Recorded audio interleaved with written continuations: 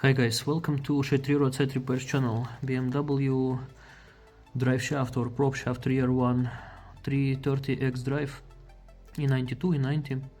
I'm going to replace center support bearing. I have the previous part of this video where I unmounted the sleeves, and in this video I'm going to unmount the halves and replace this rubber here and basically central support bearing, and also press the sleeves. So basically before you unhalf it, mark something like this. Basically what I did here, dot here and arrow here. In my case they are approximately the same. I'm gonna compare video later because it's tricky to really measure it here precisely, but this is how it looks like. Another thing, if you suddenly disassembled it, there are no factory dots or whatever on this particular shaft. Basically if you suddenly disassemble this, this rubber cover here usually breaks like this. This is because of the age. You can see it even on healthy shafts. And here you see the line on that cover. So if you somehow manage to suddenly disassemble it, usually it breaks like that, and then later based on this line you will be able to put it back. Just don't rotate this rubber, it's not very easy to rotate it here. This is how you can restore the original position. Now you can remove this part basically from here. You simply need to pull it from here, basically like this. And I put additional marks here on this. I sprayed brake cleaner a bit, basically on the splines and here, so that I'm totally sure, because this is not very precise. Now you can separate the shaft basically, and I put additional here, basically these three. This left one, if I see from U-joint perspective, it's not what aligns here, so basically three like here. While it's disassembled, basically I can press the new sleeve. This is transfer case side and this is the sleeve. This side the inner side basically. I'm gonna use silicone oil here and press it. This is my setup. Okay, so it's pressed and it's exactly around 5 millimeters, because this thing 4.9 or something. So final assessment shows 4.8 mils, which is within tolerance, I believe. The job done cleanly, I believe. It's not hard to press it here, but it's hard to unpress, as you maybe saw in the previous part. So the next step is to unmount the bearing, but you can remember how it is installed. So basically this thing which goes outside a bit, this is transfer case side. And you simply need to press it using here. I guess bearing separator will work perfectly for this, and press the shaft. But before, you also need to unmount this rubber. It is simply sit there the same way like it seated on the other half. So I will mount this rubber and I will go and replace the bearing. It is original one based on these markings. So basically it sits in that groove, this part, so you can see, and the bearing itself. To make it easier to put on a press, I cut this bushing. This bushing was not great, and now I will be able to keep it here easily. Maybe even some kind of puller will work here. This is basically the setup, but I cannot show because I need to keep the shaft from here, otherwise it can misalign somehow. This is how the place for the bearing looks like on the shaft. Now it is good time to really feel the U-joint. In this case it is perfect. It should be smooth without any notching, or if you feel anything like notchy feelings or whatever here, it is essentially means that either buy second-hand Propshaft and rebuild, or go to Driveshaft shop and repair it. But anyway, this is the place where the bearing sits. This is the new bearing that I'm gonna install. Original BMW. It is actually bearing and bushing, because you see bearing is pressed to the bushing. There is coil on the bearing. This is the old one, I cut it. It creates noise.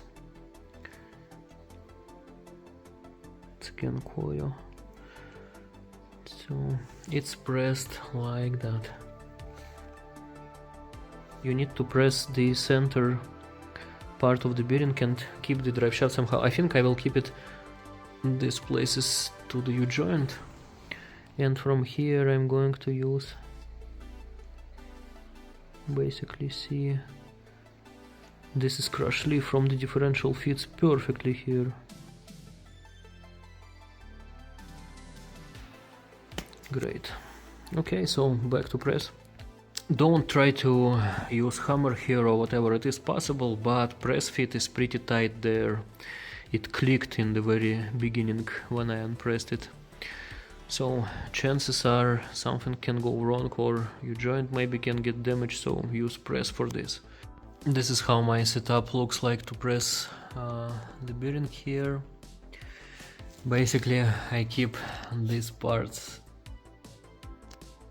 Hope it's gonna work fine. This is the setup. I hope.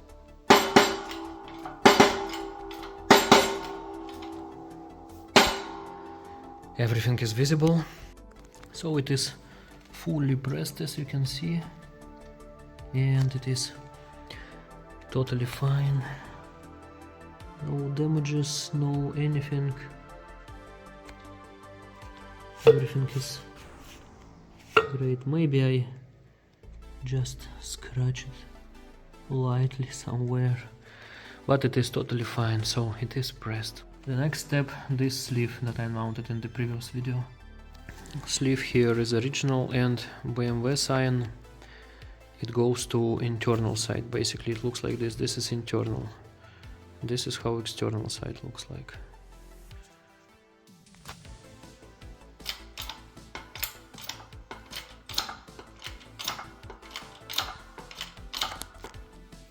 .4 mils once it's pressed. Looks great. Turned out that this thing from the drive shafts, it is 2.5 mils, so basically it should be a bit less than this. So clean the splines. I'm going to use CV joint grease here, just light coat everywhere. I just cleaned them. Also this retainer ring, I replaced it here, but keep in mind that there another retainer ring, I hope you see it, it's from the other side of the splines. I'm not going to replace it because I didn't know that it is there and I didn't buy it. So as you can see, it's there. By the way, make sure that it's aligned with the splines, because sometimes you can't put the shaft if it's not aligned. And yeah, basically put light coat of this grease, and also gator. The bigger diameter should go here, smaller diameter should go here. I will first install the gator from that side. It's not hard to install it. Basically I just pulled it, you know, like this from both sides and just pushed it a bit there. Now you see I can rotate it. It sits there. There should be not much grease on the splines, and I put as even coat as I can. Also I put not very even coat there. It's gonna be enough. Also there is a bit of old grease, and now I need to match my marks and push it. Okay, I moved it back and forth, wiped a bit of excessive grease here, everything is fine, and now I can push it and finally put the gator. Okay, so it's here, everything is fine. Make sure that there is no grease, by the way, in between this rubber and this metal part. Now two centering sleeves and center support bearing and bushing also, everything is replaced and the shaft is ready for installation.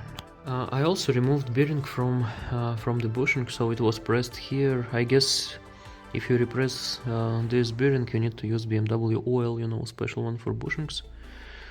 But bushing itself, it's not that interesting thing. Bearing is very interesting here. It is Koyo and it is 6006 RK 8, I guess, or something, but it is C3, as you can see. And because it is C3, it has increased clearance, and maybe I will be able to show. It is old, but the clearance of this bearing, how it plays, it looks very similar to the original new one. So see, it is possible to notice by hand that it moves because it is C3 bearing. They use C3 bearings here because rotational speed of the shaft is pretty high, and temperature, you know, and stuff like that. And basically when it is working temperature, clearance inside the bearing becomes kind of normal, so that's why it is C3.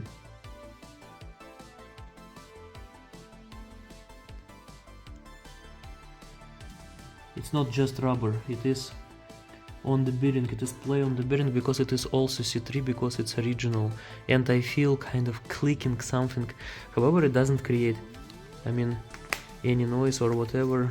Basically, see, it's totally silent. Thank you for watching, guys. There will be third part of this video because I'm planning to, as I said in the previous part of this video, I have 2 shafts and I'm gonna investigate that clearance in the bearings a bit more. So stay tuned. Thank you.